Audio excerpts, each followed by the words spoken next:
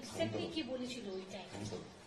প্রথমে পুলিশ বলেনি, প্রথমে হসপিটাল থেকেই ফোন করা হয়েছিল যে আমরা আরজিকর হসপিটাল থেকে বলছি আপনার মেয়ে অসুস্থ।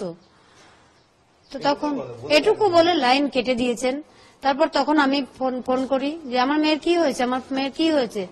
তো উনি বলেন আমি তো ডক্টর নই, ডক্টরের কাছে নিয়ে যাচ্ছি, ডক্টরই বলবেন কি হয়েছে, আপনারা আসুন। তখন আমরা এসে আমাদের ড্রাইভারকে নিয়ে যখন যাচ্ছি তখন উনি বললেন, আবার ফোন করলাম, তখন উনি বললেন আপনারা কি আসছেন? আমি মানে উনি কে ছিলেন, আমি অ্যাসিস্ট্যান্ট সুপার বলছি, আপনার মেয়ে সুইসাইড করেছে। কবে বলেছিলেন, কি টাইম? বৃহস্পতিবার 10:53। না, যে ফার্স্ট কল এসেছিল কি আপনার মেয়ে অসুস্থ, ওইটা দিন কি ছিল? বৃহস্পতিবার 10:53। শুক্রবার 9 তারিখ। ও বৃহস্পতিবার ডিউটি গেছে, শুক্রবার 10:53 তখন ফোন আসে প্রথম।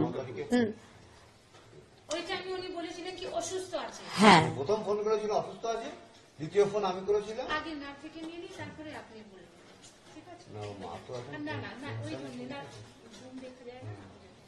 আর আপনারা কবে ওইখানে পৌঁছেছিলেন? আমরা সাথে সাথেই পৌঁছেছি, গাড়ি নিয়ে যতটা টাইম লাগে। এক ঘন্টা। তারপরে তারপর আমাদের বসিয়ে রেখেছে, দেখতে দেয়নি। তারপর ডিপার্টমেন্টে বসে রয়েছি, 3টের সময় আমাদের দেখতে দিয়েছে।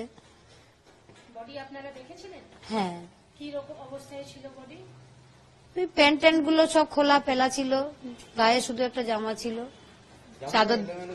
চাদর দিয়ে মোড়ানো ছিল, হাতটা এরকম ভাঙা ছিল, এখানে চোখ দিয়ে রক্ত পড়ছিল, মুখ দিয়ে রক্ত পড়ছিল। যেখানে ইনসিডেন্ট হয়েছিল ওখানেই আপনাদেরকে কি করে বলবো যে ওখানেই হয়েছে? না না, সেটা বলছি না, যেখানে মেয়েকে দেখেছেন আপনারা, বডি দেখেছেন, ও শুয়ে অবস্থা, ও সেমিনার হলেই ছিল ওটা? হ্যাঁ হ্যাঁ, ওটাই বলছি, সেমিনার হলেই দেখেছি আমরা মেয়েকে। আপনার রিয়াকশন কি ছিল পুলিশ বা হসপিটাল অ্যাডমিনিস্ট্রেশনকে নিয়ে? ওনারা তো বলেছিলেন কি অসুস্থ আছে আর সুসাইড করেছে, হ্যাঁ, আপনার রিয়াকশন কি ছিল? না আমি বলেছি আমার মেয়ের এই অবস্থা দেখে কেউ বলবে না সুইসাইড করেছে, মানে তাকে দেখলেই বোঝা যাচ্ছে কেউ তাকে খুন করে ফেলেছে।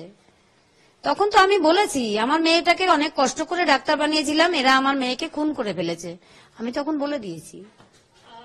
কারো উপরে এরকম আছে কি মেয়ে আপনাকে আগেই থেকে বলেছিল না। সমস্যা আছে নাকি? না, মানসিক একটা প্রেশার ছিল, কাজের প্রেশার ছিল, কিন্তু কোনোদিন এরকম বলেনি। কোনো কিছুই বলেনি? না। তো আপনি কি সিএম আপনাকে কল করেছিলেন, বলেছিলেন কি সবকিছু ঠিক হবে? হ্যাঁ, সেটা নিয়ে কি বলবেন আপনি? বলেছিলেন আপনার বাড়ি যাব, সবকিছু ঠিক হবে, দোষীদের তাড়াতাড়ি ধরে ফেলবো। কিছুই তো দেখতে পেলাম না যে এখনো পর্যন্ত কেউ ধরা পড়লো, কোনো ক্লু পেল। একজন ধরা পড়েছে? একজন ধরা পড়েছে, ওকে তো আমি মনেই করছি না, ও ভেতরের লোক না থাকলে বাইরের ও কি করে জানলো আমার মেয়ে ওখানে আছে? আপনি যে বলছেন ভিতরের লোক কে আছে, এরকম কিছু আছে? না না, আমার পুরো ডিপার্টমেন্ট মনে হচ্ছে দায়ী এর জন্য। ভিতরের লোক বলতে আমি পুরো ডিপার্টমেন্টকেই বলছি। এখন যে সিবিআই ইনকোয়ারি করছেন, আপনি স্যাটিসফাইড আছেন? এটা তো আশা রাখতেই হবে, আশাই তো বাঁচবো। আমার তো সবই চলে গেছে, কিছুই হারানোর নেই, সব হারিয়ে ফেলেছি, এখন আশা নিয়েই বাঁচবো। আর স্টেট গভর্নমেন্ট যে বলছে কি কলকাতা পুলিশ ভালো কাজ করেছে, সেটা নিয়ে কি বলবেন? একটু ভালো কাজ করেনি, এমনকি এখন আমাদের সিএম যাতে প্রতিবাদটা বন্ধ করার চেষ্টা করছেন আমার মনে হচ্ছে। আজকে 144 ধারা জারি করে দিয়েছেন এখানে, যাতে মানুষ প্রতিবাদ করতে না পারে। সিপি ওই দিন পুরো দিন হসপিটাল ছিলেন, আপনারাও ছিলেন, ওনার ভূমিকা নিয়ে কি বলবেন? উনি আমাদের সঙ্গে কোনো সহযোগিতা করেননি, বরং কেসটা পুরো যাতে তাড়াতাড়ি করে মিটিয়ে দেওয়া যায় সেই চেষ্টাই করছিলেন। যেরকম যেরকম তাড়াতাড়ি পোস্টমর্টম হয়ে যাবে,